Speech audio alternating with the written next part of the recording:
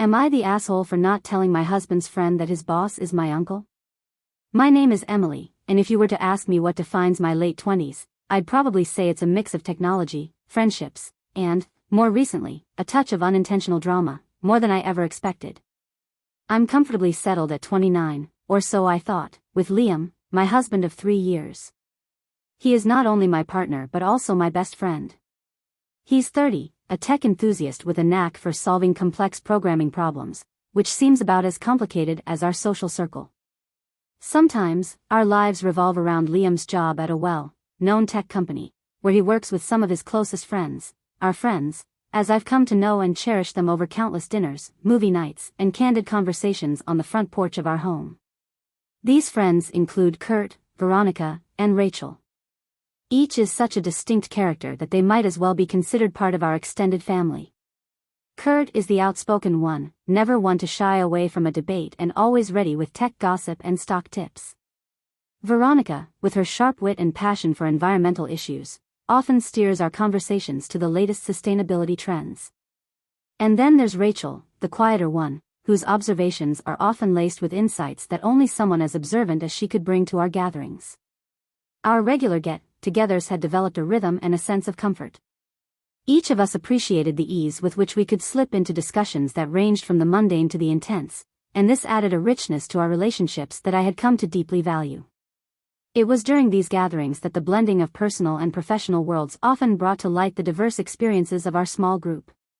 Our home, a cozy two-story house just outside the hustle and bustle of the city, has become something of a hub for these gatherings. Whether it's under the soft glow of string lights in our backyard or sprawled across the mismatched cushions of our living room, discussions often veer into work territory. It's during those moments, amidst the clinking of glasses and the occasional laugh, that I've learned more about the dynamics of the workplace than any corporate newsletter could provide. One late summer evening stood out. After a particularly grueling week of work, Kurt and Veronica were at our place. We were in our backyard, a space that, with its simple furniture and a fire pit, invited open conversation under the stars. The mood was lighter at first as we shared stories and updates on our lives, but as the night grew deeper and our glasses were refilled, the tone inevitably shifted to the stresses of their jobs. Kurt's brow furrowed, and a serious look replaced his usual jovial expression. He began to vent about a recent project, describing how every aspect of his proposal had been scrutinized and finally rejected by his boss, my uncle, though he was unaware of the connection. "It's like walking on eggshells," he complained. "You spend weeks preparing something only to have it shot down without much consideration. It's exhausting." Veronica chimed in, nodding vigorously as she recounted her own frustrations. "It's not just the projects. It's his whole management style. Everything needs his stamp of approval, and it's stifling everything." She sipped her wine, a look of exasperation crossing her face. "Sometimes I wonder if he really understands the pressure we're under." I felt a knot form in my stomach. Part of me wanted to jump to my uncle's defense or at least explain some of his actions from the personal anecdotes I knew so well, how his high standards came from a place of deep commitment to excellence, how he often worked late into the night, worried about the future of the company. But I was very aware of the boundaries I had set for myself so as not to mix family and work knowledge in these discussions. As the night wore on, the conversation shifted to lighter topics, but the cloud of their discontent lingered in the air. It was a scenario that repeated itself with slight variations over subsequent gatherings, and each time I felt a tug of war inside me, questioning whether my silence was the right choice. The answer seemed to be leaning toward yes, especially after one particularly heated discussion. One crisp fall evening, the air was sharp with the scent of burning leaves, a gentle reminder of the changing seasons. As our group huddled around the fire pit, the warmth of the flames was in stark contrast to the chill of the air. Kurt had arrived with visible frustration etching his features, his usual exuberance muted by the weight of his latest work grievance. "He did it again," Kurt blurted out almost immediately after sitting down. He denied my request for a flexible work schedule, said it wasn't feasible, even though half the team is already on similar schedules. "It's like he has a personal vendetta against me." Looking at him across the fire, I could see the hurt and confusion in his eyes, emotions fueled by what he felt was unfair treatment.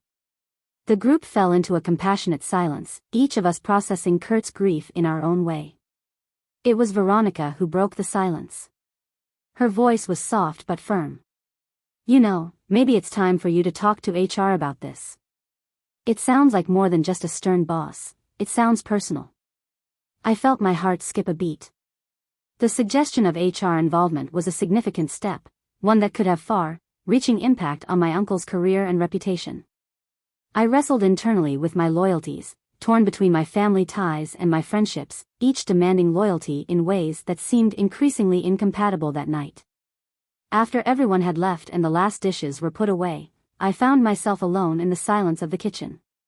The low hum of the refrigerator and the distant sounds of traffic did little to soothe the turmoil within me. It was clear to me that what had started as a simple workplace dispute was escalating into something potentially damaging, and my role in all of this weighed heavily on me. I pondered countless scenarios, revealing my connection to my uncle and explaining his side of the story, defending him outright, or continuing my silence. Each option seemed to be fraught with complications and potential fallout. The simplicity of our friendly gatherings had been overshadowed by an undercurrent of real conflict, and I was in the middle, whether I liked it or not. I should tell you a little more about my uncle. Uncle Thomas, or as he's known in corporate circles, Mr. Thompson, has been with the company for over 10 years. He holds a very high position, and his decisions affect a lot of people, including those in our little social circle. To Liam and me, he's just Uncle Thomas, part of my life for as long as I can remember, through holidays, family barbecues, and as an emergency babysitter when I was a kid. Our bond goes beyond family obligation. He has been there when my parents were too busy, always making sure I had everything I needed and pushing me to pursue my ambitions, no matter how outlandish they seemed. Liam and our relationship with Uncle Thomas was always more personal than professional. He's been to our house, knows our favorite wines, and even helped us plant our backyard garden. But to Kurt and Veronica, he's the strict boss who doesn't quite understand the nuances of modern workplace flexibility, like working from home, which he seems to grant sparingly and unfairly. Liam and I have often debated whether to disclose this relationship. It's not like it's a secret per se, but it's never really come up, and honestly, we've never seen a reason to complicate things by mixing family and work any more than necessary. Uncle Thomas is just another relative to us, not a character from their office dramas. But as I've learned, omissions, even innocent ones, can have consequences as tangible as outright lies. As I sat there, the real question was not just what I should do, but what kind of friend, niece, and person I wanted to be. Was honesty always the best policy, even if it meant the risk of hurting those I cared about? Or was there value in keeping the peace, even if it meant keeping parts of my life hidden? The answers weren't clear, and as the night deepened, so did my sense of uncertainty. The only thing I knew for sure was that something had to change. The routine of scrolling through old photos on a lazy Sunday afternoon seemed harmless, almost nostalgic. As I sifted through digital folders filled with memories, I found a family photo from a big reunion a few years ago. In the midst of laughing faces and casual hugs was Uncle Thomas, younger but unmistakably stern, even in the joyous chaos of a family reunion. Without much thought, driven by a surge of fondness for that day, I uploaded the photo to Instagram. I captioned it with a simple heart emoji and a throwback hashtag.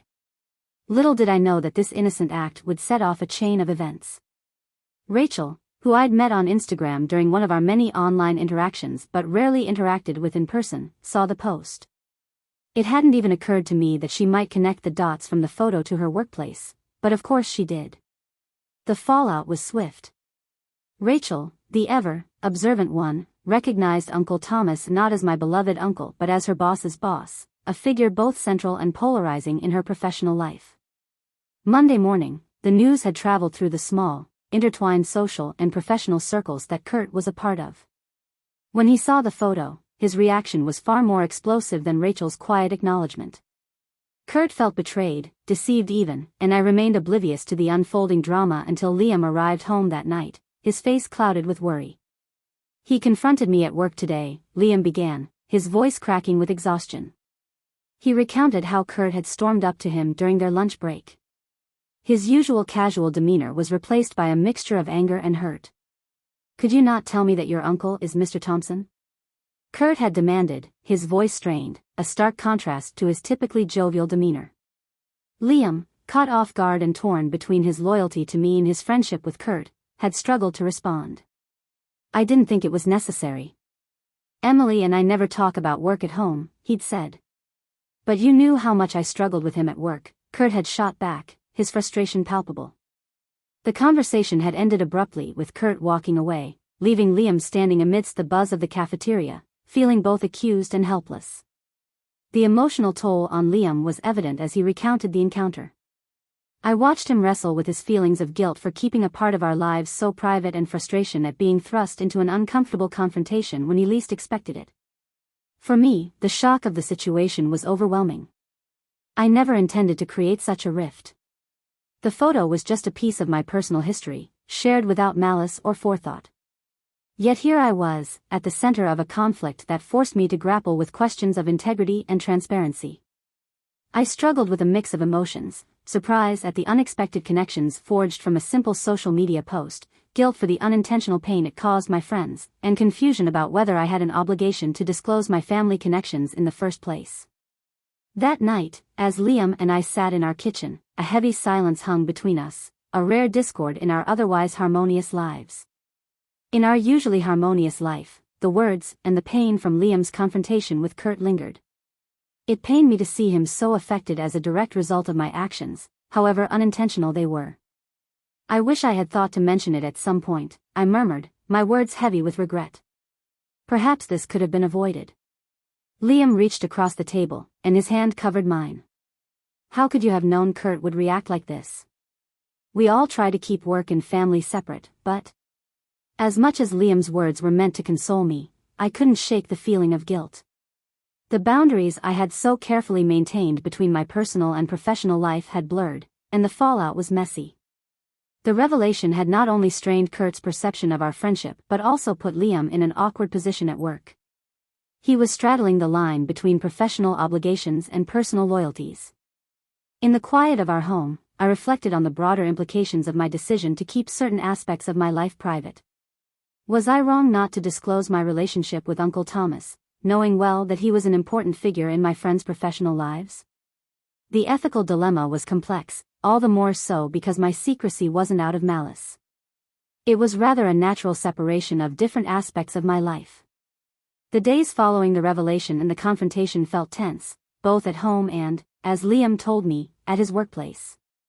Kurt's interaction with Liam had not only changed their friendship, it had rippled through their professional interactions. It also created an atmosphere filled with unspoken grievances and unresolved conflicts. Sitting across from Liam at our dining room table, a space that had witnessed countless light-hearted dinners and now hosted our more somber discussions, I could feel the strain of recent events weighing on both of us. Liam had always been supportive and understanding of my reasons for keeping personal details private, but even he couldn't hide his discomfort with the current situation. "Do you think I was wrong?" I asked him one evening, my voice barely above a whisper. "Wrong not to tell Kurt about Uncle Thomas?" Liam pondered for a moment, his brow furrowed in thought. "I don't think so. It's not about right or wrong, is it? Kurt felt blindsided because this is his boss we're talking about. It's personal to him and it affects his daily life. Maybe we could have been more upfront, but honestly, I never thought it would come to this." His words echoed my inner turmoil. Had my discretion been ethically misguided? Was the privacy I cherished really just a facade that hid more important truths that deserved to be shared? The boundaries I had maintained between my personal life and the professional lives of our friends had served to protect my peace, but at what cost to their trust? The change in office dynamics for Kurt was palpable. According to Liam, Kurt had become more withdrawn at work, less engaged in team activities, and his usual lively banter had diminished significantly. This change was not just a reaction to feeling betrayed by friends but also a reflection of his increasing fatigue with his leadership, especially considering that his boss was now also a family member of his friends outside of work. Within our friends' circle, the ramifications were just as significant, but more painful because they were steeped in personal connections that had been nurtured over the years. Veronica and the others were caught between their loyalty to Kurt and their friendship with us. Understandably, we were all more reserved. Our gatherings, once filled with laughter and ease, now settled into more cautious, measured interactions. The trust that had once defined our relationships was now under scrutiny, and every conversation felt like a step on a tightrope, balancing openness with the fear of causing more harm. In these moments of quiet reflection, I weighed the benefits of keeping my personal and professional lives separate against the trust issues that this compartmentalization had caused. At the time, separating these aspects of my life had seemed essential, a way to maintain clarity and focus. But I couldn't ignore the isolation it had inadvertently fostered, leaving my friends feeling betrayed and me feeling as if I had inadvertently led them astray. I thought about all the times Kurt and Veronica had openly discussed their frustrations, not only as colleagues venting but as friends seeking comfort and support. By withholding information about my uncle, I had denied them the full context they needed for these conversations. Had my silence compromised the support I could offer them? This question haunted me and challenged my beliefs about privacy and transparency. The need for resolution became clear. It wasn't just about repairing friendships but also about realigning my own ethical compass, which had been thrown off by these unforeseen events. As Liam and I continued to navigate this difficult time, our discussions often returned to the importance of honesty and openness in all of our relationships. We decided to be more communicative, not only with each other but also with our friends, recognizing that while the separation of personal and professional spheres is sometimes necessary, the bridges between them must be built with care, honesty, and respect, taking into account the emotional and practical realities of the people involved. As the weight of unresolved tensions began to overshadow the warmth of our previous interactions, Liam and I decided that it was imperative to address the situation. We agreed that open communication and a sincere attempt at reconciliation were essential, even if the outcome remained uncertain. So, we extended an invitation to Kurt and Veronica to join us for dinner, hoping that a familiar and comfortable setting might create the openness necessary for real conversation. The night they arrived, the atmosphere was tense. Liam and I had prepared a simple meal, thinking that comfort food might ease the initial awkwardness. As they walked through the door, their polite smiles didn't quite reach their eyes, but their acceptance of the invitation was a hopeful sign that they, too, were willing to mend fences. Once we were seated around the table, the small talk slowly dissipated and a heavy silence fell. It was Liam who broke the ice. "We really appreciate you both coming tonight," he began, his voice steady but softer than usual. "We know things have been awkward, and we value our friendship too much to let it falter without trying to make amends." I took a deep breath before picking up where Liam left off. "We owe you an apology for not being open about my uncle. It was never our intention to create a situation where anyone felt betrayed. I really didn't think it was necessary to bring it up, and I can see now how that might have been a mistake." Kurt shifted in his seat, his expression still guarded but attentive. "I appreciate you saying that, Emily. It's just been a lot to process, knowing that I'd been talking about my boss in front of his niece. It felt a bit like I was being watched, and a little betrayed," he said. Veronica added, her voice calm but firm. "Just the feeling of betrayal, though, that's certainly part of it. It's also about feeling like we're not on the same level when there's important information being withheld. It affects the way we interact. It feels like we're not on an even playing field. It only seems fair that everyone knows their part of the story." Their words stung because they were true. The information imbalance had inadvertently put Kurt and Veronica in a vulnerable position, one that I had not adequately considered. "You're right," I admitted, feeling the gravity of my error. "It was a lapse in judgment on my part. Please believe me when I say that nothing shared in confidence here will ever be mentioned to my uncle. Our home has always been a safe place, and I failed to protect that trust." Liam nodded, supporting my commitment to regain their trust. "We want to be more transparent with both of you. We share a lot in our lives, and it's only fair that we manage those intersections with more openness." The conversation gradually shifted from personal grievances to how we could create a healthier dynamic in the future. Kurt seemed to relax his posture a bit as the evening wore on. "It's a lesson for me as well," he conceded. "I've been pretty open about my frustrations at work, perhaps too openly without considering who it might be connected to. That's something I need to think about more." Veronica, who had been listening intently, finally smiled, a hint of the old warmth returning. "Perhaps we all need a reminder that our work complaints shouldn't define our personal relationships. We've all been under a lot of stress, and it's easy to let that spill over." As the evening ended, the air between us felt clearer, though remnants of the tension still lingered. We agreed to meet more regularly, to keep the lines of communication open and to support each other not only as friends but also as individuals navigating the complex web of professional and personal lives. After they left, Liam and I discussed the evening. The episode had exposed vulnerabilities in our relationships but also opened up opportunities for deeper understanding and mutual respect. We recognized that trust, once shaken, takes time and consistent effort to rebuild. In the quiet moments that followed as we cleaned up the remnants of our conciliatory dinner, I pondered the broader implications of our experiences. The issues of privacy, trust, and workplace dynamics that had emerged were not unique to us but were universal in nature, affecting countless friendships and professional relationships. How we navigate these issues, I realized, not only defines the integrity of our relationships but also reflects on our personal integrity. As we turned off the lights and went to bed, I felt a cautious optimism. Even though the road to full recovery in our friendships might still be long and occasionally challenging, initiating this open dialogue was a crucial first step. The commitment to transparency and mutual respect reaffirmed tonight promised a foundation strong enough to withstand the complexities of our intertwined lives.